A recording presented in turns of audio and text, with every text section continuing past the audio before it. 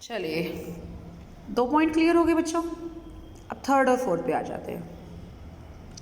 First का बिल्कुल उल्टा कर दो, थर्ड हो जाएगा। सेकंड का उल्टा कर दो, फोर्थ हो जाएगा। फर्स्ट में कह रही थी इनकम रिसीव्ड इन इंडिया, जबकि अराइज इंडिया के बाहर हो या इंडिया के अंदर हो कोई फ़र्क नहीं पड़ता। इसका उल्टा कैसे होगा? Income accrued in India whether received in India और आउटसाइड इंडिया। देखो, इनकम एक्रूइंग और arising in India whether received in India और आउटसाइड इंडिया। समझ में आ गया? फर्स्ट का बिल्कुल उल्टा।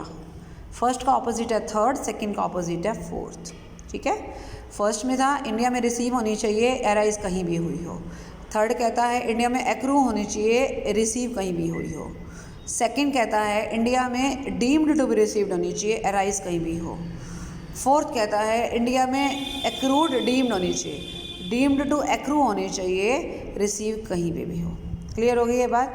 ठीक है, चलिए जी, ये 4 पॉइंट क्लियर हो गए। अब चारों पॉइंट में मैं अब आपको बता देती हूँ, चारों में तीनों पे हमारा यस लिखा हुआ है, यानी कि resident, not ordinary resident and non resident के केस में आप तीनों में से किसी भी कैटेगरी में बच्चों आते हो तो आपका यस ही होगा, मतलब उस इनकम पर आपको इंडिया में टैक्स देना होगा। ठीक है जी, अब 5वें पॉइंट पे आ जाओ। अब थोड़ा सा आपको और ज़्यादा ध्यान देना है। पहले 4 पॉइंट बहुत सिंपल थे क्योंकि सब में यस था, कोई टेंशन था नहीं। सिर्फ ये ध्यान रखना, या तो रिसीव हुई हो, या एक्रू हुई हो, या डीम्ड रिसीव हुई हो, या डीम्ड एक्रू हुई हो। ठीक है, अगर चारों इंडिया में से कोई भी एक पॉइंट आप पकड़ लेते हो तो यस ही होगा। 5वें पे आ जाएंगे। 5वें में कहता है इनकम रिसीव्ड एंड एक्रूड और अरिजन आउटसाइड इंडिया। अब कहता है कि लो, झगड़ा ख़त्म किया, सारा कुछ इंडिया के बाहर ले जाओ, कोई दिक्कत नहीं मुझे। पहले कहता था इंडिया में, यहाँ भाई चारों में से एक चीज़ तो रखो, ऊपर के चारों पॉइंट में इंडिया में कुछ तो रखो। 5वें में कहता ना, मैं तो चारों में से एक भी चीज़ इंडिया में नहीं रखता, ना तो रिसीव रखता, ना एक्रू रखता, ना कोई डीम्ड का सौदा रखता। ठीक है, लेकिन मैं क्या रखती हूँ, जो इंडिया के बाहर ही रिसीव हुई है, इंडिया के बाहर ही एक्रू हुई है। ठीक है, फ्रॉम ए बिजनेस कंट्रोल्ड इन और प्रोफेशन सेटअप इन इंडिया। अब इसमें ध्यान देना, ये इनकम किस चीज़ की है? कोई ऐसा बिजनेस जो इंडिया से कंट्रोल होता है, या प्रोफेशन जो इंडिया से कंट्रोल होता है। सेटअप इन इंडिया समझ में आ रही है ना, कि इंडिया में उसका सेटअप है बिजनेस का या प्रोफेशन का, जो इंडिया से कंट्रोल होता है, उसकी इनकम अगर आप इंडिया के बाहर मिली है एंड एक्रू हुई है।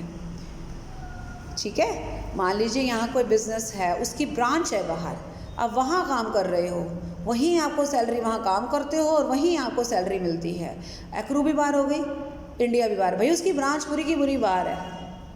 ठीक है ना, और आप उसमें जॉब कर रहे हो, या आप उसमें जॉब तो क्या मतलब आप उसमें आप वहाँ बिजनेस कर रहे हो, ये मान के चलो। मैं जॉब वाला पॉइंट नहीं लाऊंगी क्योंकि जॉब वाला पॉइंट में ना आप कंफ्यूज हो जाओगे। जॉब में तो ये भी कह सकता है कि इंडिया से जॉब करने गए हो तो इसका मतलब एक्रू तो इंडिया में होनी चाहिए, पर यहाँ वो पॉइंट नहीं रहेगा बेटा। वो क्लियरली कह रहा है from A business and profession, सिर्फ प्रोफेशन और बिजनेस के बारे में बात कर रहा है, जॉब के बारे में बात नहीं कर रहा है।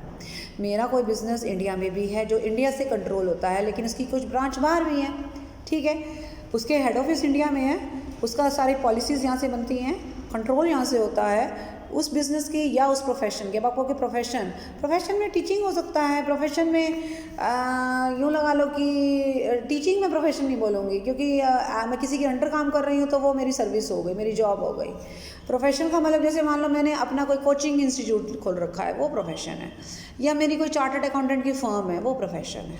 ठीक है, तो कोई भी बिजनेस या प्रोफेशन जो इंडिया से कंट्रोल होता है और उसकी कुछ ऑपरेशंस, यानी ऑब्वियसली कुछ ना कुछ काम बाहर होता है, तभी तो वहाँ पे इनकम मिली है और इनकम एक्रू हुई है।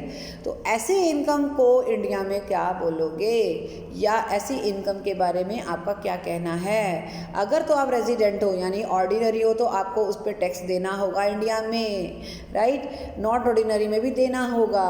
अब नो स्टार्ट हो गया। नॉन रेजिडेंट कहता है मैं तो नहीं दूंगा भाई।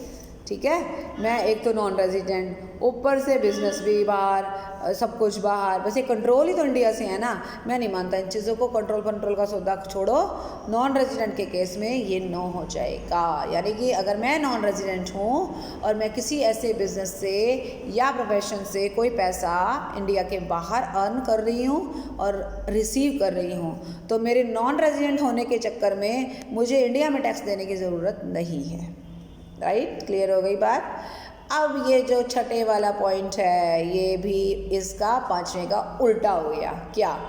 इनकम रिसीव बाहर हो गई, एक्रू बाहर हो गई, अराइजन भी इसका बाहर हो गया। ठीक है, ऐसे बिजनेस से जो कि इंडिया से भी कंट्रोल नहीं होता है, जबकि इसमें था इंडिया से कंट्रोल होता है। कहते हैं ना, इंडिया से कंट्रोल नहीं करना है, कंट्रोल फ्रॉम आउटसाइड इंडिया और प्रोफेशन सेटअप हाउस, सब कुछ इंडिया के बाहर हो गया।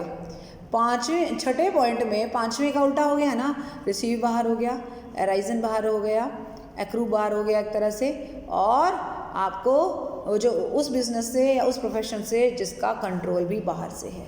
अब इस केस में ये बेचारा फंसेगा फिर से, इसको तो देना ही पड़ेगा, ये नहीं बच सकता।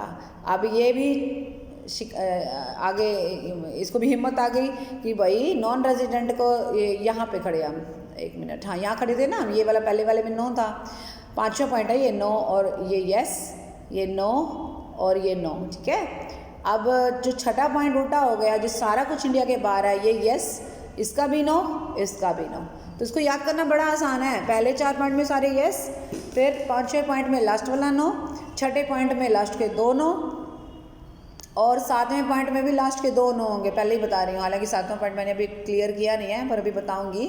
और आठवें पॉइंट में 3 नो, चलो बेचारे को कुछ तो राहत मिली, कहीं तो ऐसा है कि टैक्स नहीं देना पड़ेगा। यानी कि ये जो रेजिडेंट है ना, इसके केस में पहले 7 पॉइंट में टैक्स देना है, 8वें में नहीं देना है, और जो नॉट ऑर्डिनरी है वो बेचारा 5 तक तो टैक्स देता है, उसके बाद 3 की छूट है, ये 4 तक देता है, ये 4 की छूट है। तो आपको थोड़ा सा ध्यान रखना पड़ेगा।